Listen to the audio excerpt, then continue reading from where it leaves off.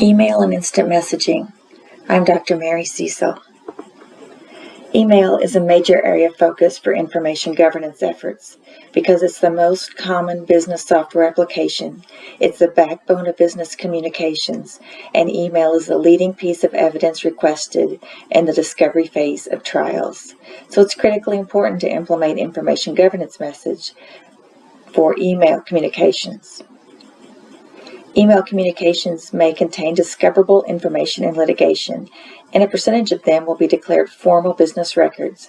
Email often contains records such as financial spreadsheets and reports, product price lists, marketing plans, competitive analysis, safety data, recruitment and salary details, progressing contract negotiations, other information that constitutes a business record.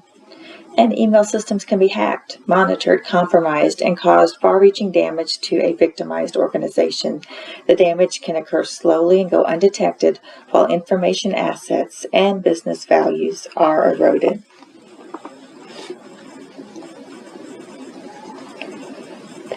Over 80% of employees send work email to their personal accounts. And awareness of security risks.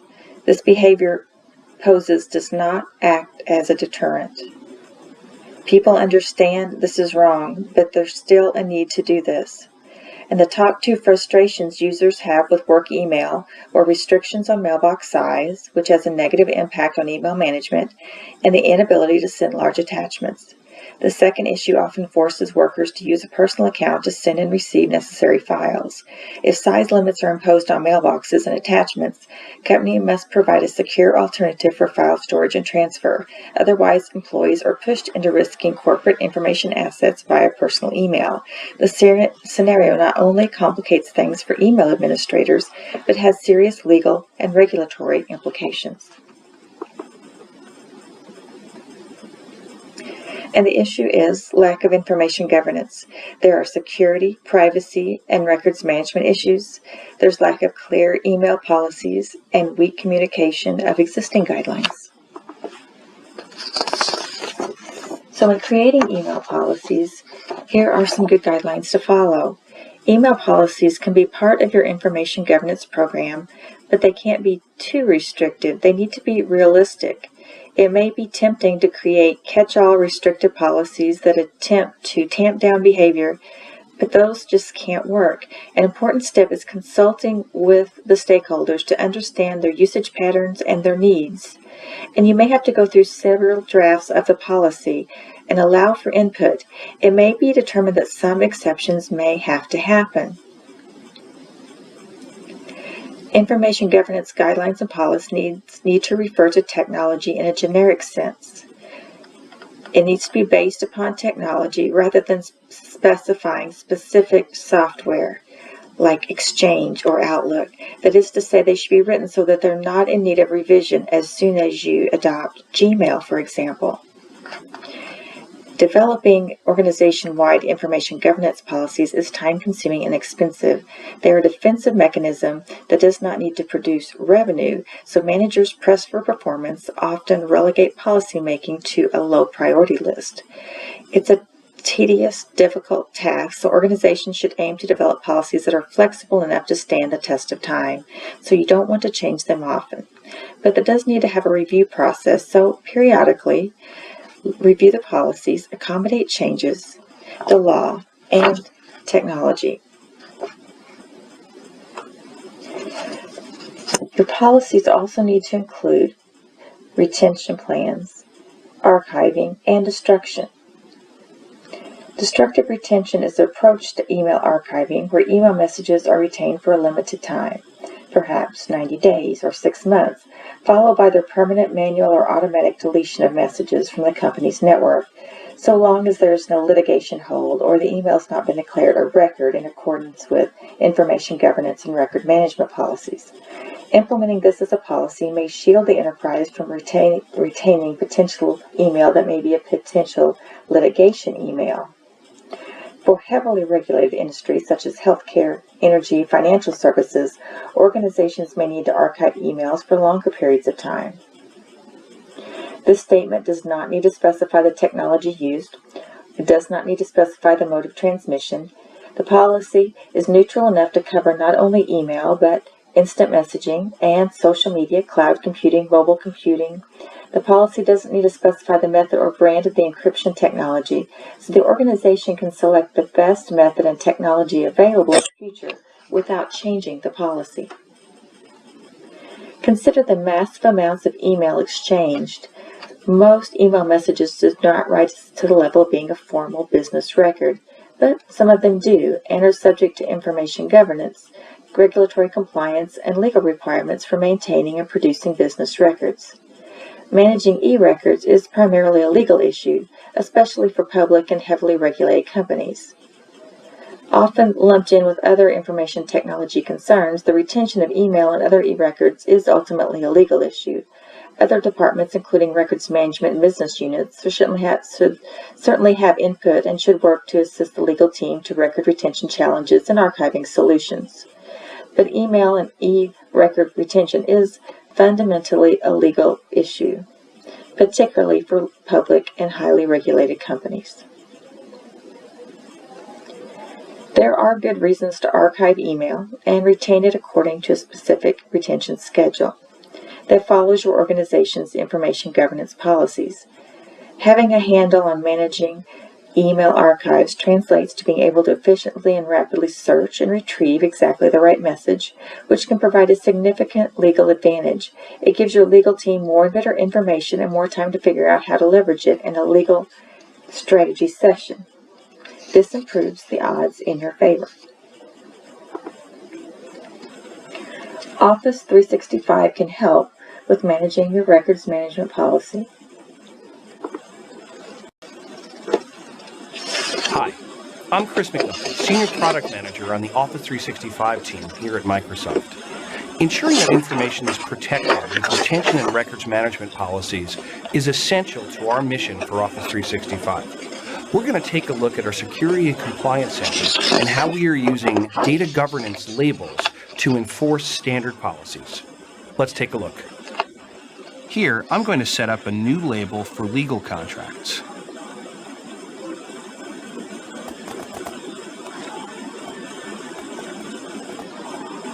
Once I enter the name, I can optionally add an administrative or a user description. Let's continue. I'm going to say this label is used for retention. Retention is almost always based on a time period for a document. And we may say, I want to make sure this document is kept around for 10 years after it was originally created. At the end of that period, we can enforce automatic deletion or have people review it to determine what to do with the document. Let's say the document should be automatically deleted. The timing is correct and when it was first created. We also could say the timing should be based on modification, date of classification, or some sort of external event, such as the expiration of a contract. Finally, I could specify that this label would be used to classify the content as a record, marking it as unchangeable, enforcing the policy to prevent edits while the document is being retained. Once I create this label, I can then choose where to publish it, to Exchange mailboxes, or to SharePoint sites, OneDrive, Teams, or any other parts of Office 365. After I publish the label, users can choose it interactively, as you've seen, directly from inside the document library, or specify the policy as a default at that location. Labels can also be automatically applied based on keywords in the document or sensitive information types. Here, I'm choosing among medical and healthcare tests, financial records, or I can choose my own custom fingerprints to identify documents that I want to manage with retention and record labels. Here I'll apply the Canadian PII standards to this document, come up with a policy name, and as before, I can choose all the places where the automatic application of this label will be enforced throughout Exchange, SharePoint, OneDrive, or Microsoft Teams.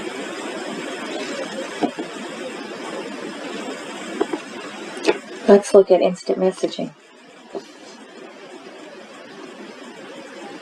Instant message also needs proper policies, controls, and security measures. And there are a variety of threats to instant messaging use that enterprises must defend against to keep their information assets secure. More secure enterprise instant messaging products can be deployed. Leading instant messaging enterprise systems include IBM Lotus SameTime, Microsoft Office Communications Server, now called Microsoft Teams, Cisco Unified Presence, and Jabber XCP. In the financial sector, Bloomberg Messaging and Reuters Messaging are leading platforms. Employing best practices for enterprise IM use can help mitigate its security risks while helping to capitalize on the business agility and velocity benefits IM can provide. Best practices must be built into information governance policies governing the use of instant messaging, although the specifics of these best practices must be tailored for each organization's unique needs. A methodology for forming instant messaging specific information governance policies and implementing more secure use of instant messaging must begin with surveying and documenting the proliferation of instant messaging use in the organization. It should also discover how and why users are relying on instant messaging. Perhaps there's a shortcoming here with their available IT tools, and instant messaging is a workaround. Clearly and explicitly explain the organization's instant messaging objectives. Users should know why the organization permits instant messaging and how it is expected to be used. Define expectations of privacy. Users should be made aware that the organization has the right to monitor and log all instant messaging sessions for corporate compliance, safety, and security reasons. Detail acceptable and unacceptable uses. A list of permitted and forbidden activities may not be necessary, but specific examples are helpful in establishing a framework of instant messaging behaviors for users. Detail content and contact restrictions, if any. Most organizations will want to limit the amount of idle IM chat that may occur with family and friends. They may also want to have additional issues related to information confidentiality and privacy. Some businesses may choose to block the distribution of certain types of information by chat sessions or file transfer. Define the consequences for violation of the policy. Users should be advised of the consequences of policy violations. Generally, these should be aligned with the company's personal and acceptable use policies. Just as email attachments and embedded links are suspect and contain malicious executable files, beware of instant messaging attachments as well. The same rules governing email use apply to instant messaging. Employees should be aware and never open attachments from people they don't know. Even if they don't know them, phishing and social engineering scams, attachments should first be scanned for malware using antivirus tools. Employees should be aware that they shouldn't divulge any more personal information that is necessary. This comes into play when creating screen names, so the naming convention for IM screen names must be standardized for the enterprise. Microsoft advises your screen name should not provide or allude to any personal information. Keep IM screen names private. Treat them as other information assets that need to be protected. Protect transmission of confidential corporate information. It's fine to set up a meeting with auditors, but do not attach and route the latest financial report through unsecured instant messaging. Restrict IM contacts to your known business colleagues. If personal contacts are allowed for emergency, limit personal use for everyday communication. In other words, do not get into a long personal IM conversation with a spouse or teenager when at work. Remember, these conversations are going to be monitored and archived. Use caution when displaying default messages when you are unavailable or away.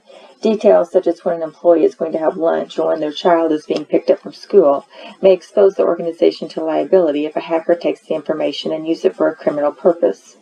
Employees may be unknowingly putting themselves in harm's way by giving out too much personal information. Ensure that instant messaging policies are being enforced by utilizing instant messaging monitoring and filtering tools and by archiving messages in real time for a future verifiable record should it be needed. And conduct a usage policy review at least annually or more often, especially in the early stages of policy development. We discussed Microsoft Teams as an enterprise instant messaging product. Let's learn more about Microsoft Teams.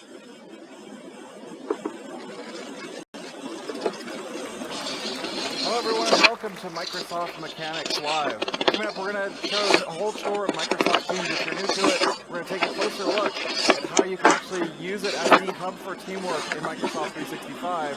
We're also going to walk you through the core experiences for group chat, collaborating on files, and hosting online meetings, plus how you can customize your workspaces with your favorite apps. And if you're in IT, we're also going to demonstrate Microsoft Teams end-to-end admin and configuration controls. Before we get started, please give Aya Tunge a warm welcome from the Teams group. Thanks for having me on the show, Jeremy.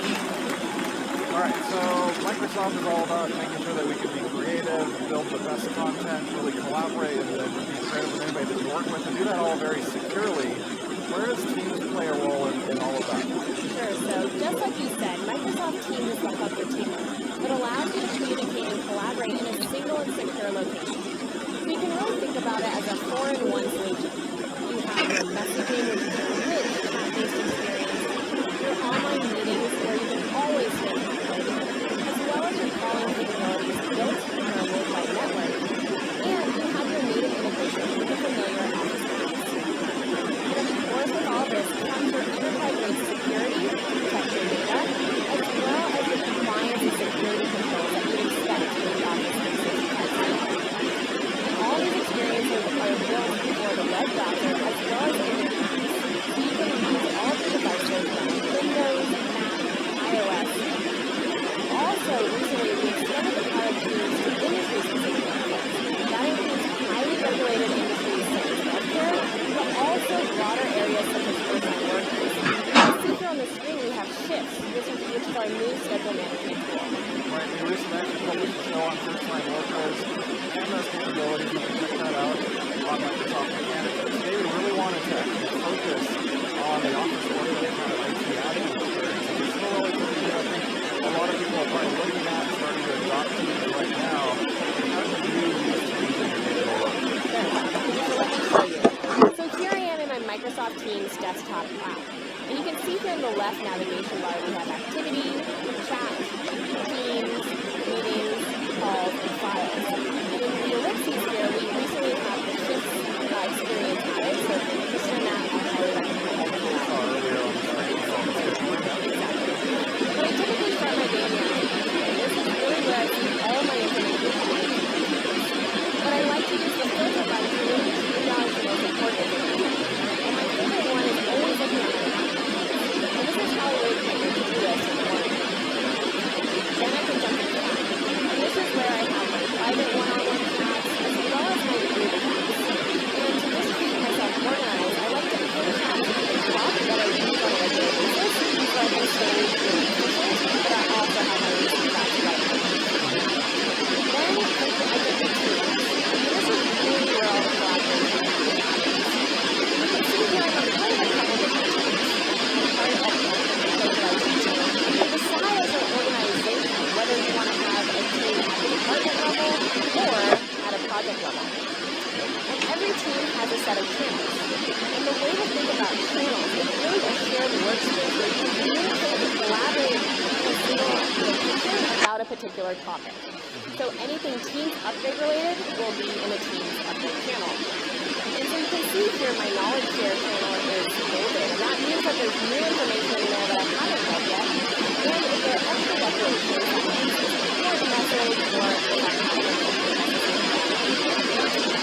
So let's move into this upgrade channel. You can see that there are a lot of rich conversations. You can see here every conversation has a reply button, so that you can have all of your thread of your related messages together so that you can easily stay on top of things. And I can also write a message as well as even save a message if I want to go back to another meeting. But I also work with people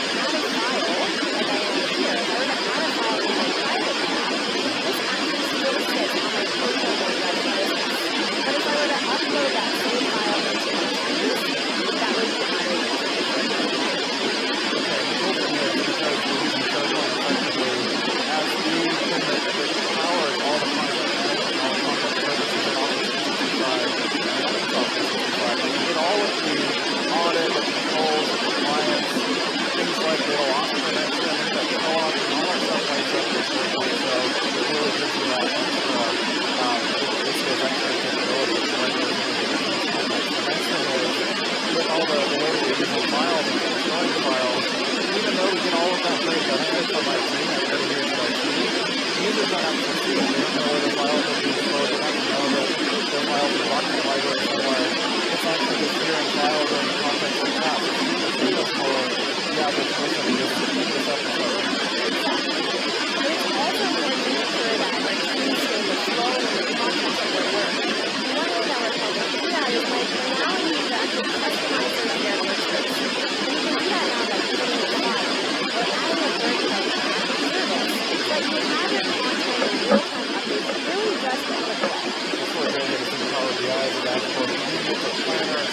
Exactly. So I love making sure that I stay up to date with my IT spend. And just like you said, with project management, I use my planner all the time so I have to do this and but it's not just Microsoft applications. You can also click on the plus button here, which adds our tabs. And I can add third-party app services and tools via our tabs from Apps and Logs. And if you haven't checked out our App Store, I highly recommend it.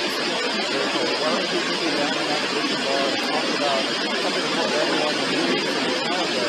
How does you talk about it? Sure. So Microsoft Teams has a complete meeting station that supports sharing, video, and audio conferencing. So now here you can see my daily view of all my meetings. I can also schedule a meeting from the platform, as well as I just announced and complete a live event. And this now can hold up to 20,000 participants who can participate in the meeting. So Aaron, do you mind jumping into this executive meeting here and closing my capabilities that we have? No, so it's actually, here I can actually see what I've done in the schedule for me. I can see all the different attendees. This is just a text-based chat panel for those folks. Now if I go ahead and click join, the nice thing here, and one of the things I love about Teams is before I actually join the meeting, you can see the screen. So it's easy in terms of if I want to do my microphone, if I want to do my camera, I can do it just like that. Now, if you're in the VCC room, I want to join with the audio turned off, because it's coming through. You can see audio and video system. And one of my favorite things now with Teams is actually you can't see here, it's just the two of us. There's a lot of people are pre-joining with a call. It'll say, if you're late to the meeting, maybe there's 5 different people already on. We'll mute your microphone by default. So I'm going to click join now. So when I join that meeting, you can see that the bio is in the meeting, it's listed. Now we can see our different screens. We have me on the left, on the right, on my right. Obviously, it's not you're watching from that angle. And we're going to have to show whatever you also provide content sharing. So here I can share my desktop. If I want to do that, I can share also individual windows using remote app capabilities, using the window itself. And then even PowerPoint files, because these are part of my Notion data documents and searches right here. That way I can actually use Teams data integration with PowerPoint Online to actually present that file. And if I want, I can walk the data and fast forward through that content. It's really efficient way to do remote presentation. Also added the ability to record your meeting. So this is really helpful if this is a meeting where you want to go back and review it. I can also blur my background here and remove distractions behind me so I can stay focused on my meeting. And I use this all the time, whether I'm at the airport or if I'm at a cafe or even working from home. So I use this all the time.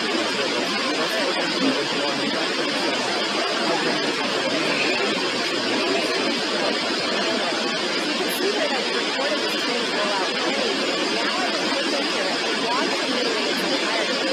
But sometimes I don't have time or I really want to focus on a specific part of the meeting.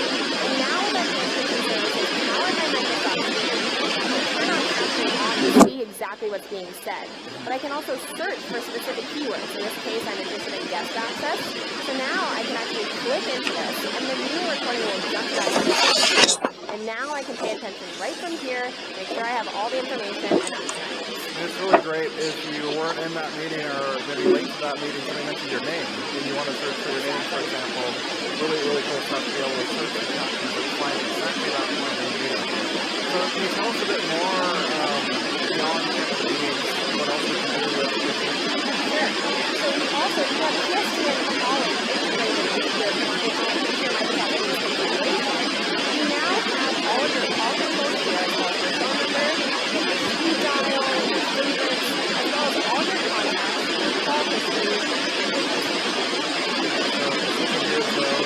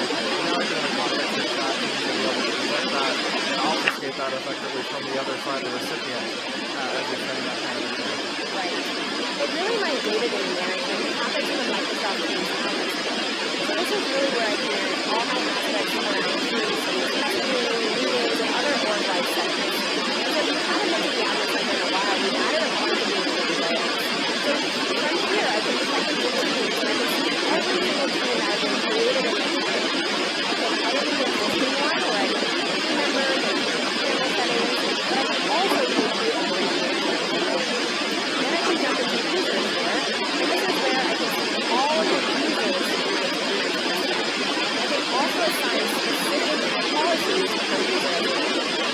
Then I'll jump into meetings, and this is where I can define conference bridges, as well as other meeting policies such as being able to record meetings and provide meetings. I can also create my live event policies there as well. Then I can jump into messaging, and this is where I can really define the chat experience that someone will have. So I can decide if they can delete a message, or if they can use cookies or meetings, or even be able to translate messages as well. And last but not least, board-wide settings. This is where I can configure external access, guest access, and also if you are on the journey from moving from Skype for Business to Teams, we have definable coexistence. So now we can really help you with the transition. Very cool. It's great seeing all these controls and all the roles and plans that you have of making all these controls available to you, and all of that configurability. And all that is in a really short time to split up. I've started following since day one, and this is a lot of things to do now. Thanks, guys, for the comprehensive tour of Microsoft Teams. What if I'm just getting started, I'm brand new to it, what do you recommend to look at it more? Sure. So first things first, if you are a Teams admin, make sure you actually enable it in your Teams. And if you need some resources, we have a one-stop shop at aka.net/successful. Right over the line, and also thanks for joining us. Don't forget to check out Microsoft Account for the latest interface across Microsoft. That's all the time we have for this show. We'll see you next time.